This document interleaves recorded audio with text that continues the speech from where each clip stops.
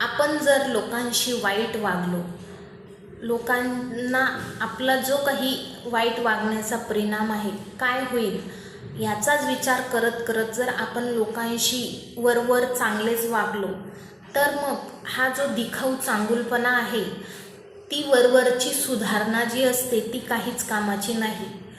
मानवी जीवन हे जर सुखी झाले आहे, आता प्रत्येकाकडे गाडी आहे, बंगला आहे, घर आहे, घरात सुखसुविधा आहेत, मग त्या ज्या काही सुधारणा आहेत त्या आज जर मिळाल्या तर माणूस हा असमाधानी होत असतो. पण आजची स्थिती जी आहे ती उलट आहे. सुधारणा जितक्या जास्त असतील तितका माणूस असमाधानी ठरत असतो. का? कारण त्याला अजून हवे हे करत करत तो त्याच्यात राहतो. पण आपल्याजवळ जे आहे त्यात आपलं पुरेल हा जर विचार मनात ठेवून आपण तोच वेळ जर देवाच्या नामस्मरणात घालवला, तीर्थयात्रा करण्यामध्ये घालवला, किंवा घरात पूजापाठ जप तप हवन केले, तर नक्कीच आपला जो परमार्थ आहे तो आपल्याला मिळेल. मग तीर्थयात्रा, पूजा, भजन ही परमार्थाची जरी नुसती आठवण लोकांनी काढली तर त्यामुळे जे काही आतलं अंतरंग आहे ते सुधारेलच असं नाही. अंतरंग सुधारले नाही तर इतर गोष्टींचा काहीच उपयोग नाही.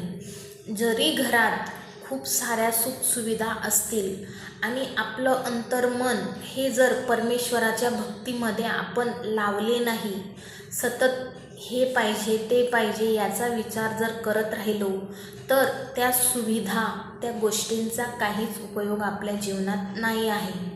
मग मनुष्याला किती असले म्हणजे पुरे होईल, त्याच्याजवळ किती असले म्हणजे पुरे होईल याचा अजून शोध लागलेला नाही, ठरलेलं नाही आहे. त्या परिस्थितीमध्ये जर आपण समाधान मानले, की जे आहे त्यात जर आपण समाधान मानले, तर नक्कीच आपलं या मानवी जन्माचं कल्याण होईल. म्हणजे आपण देवाच्या भक्तीमध्ये लागू, नामस्मरणामध्ये लागू.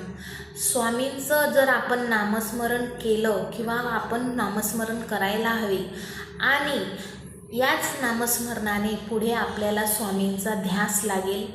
स्वामींचा ध्यास लागला म्हणजे मी पूर्वीचा नाही, मी आता स्वामींचा आहे आणि स्वामी माझे आहेत, हा जो ध्यास आहे तो जर वाटू लागला तर नक्कीच स्वामी महाराज आपल्या पाठीशी असतात आणि आपल्याला आपल्या कामामध्ये यश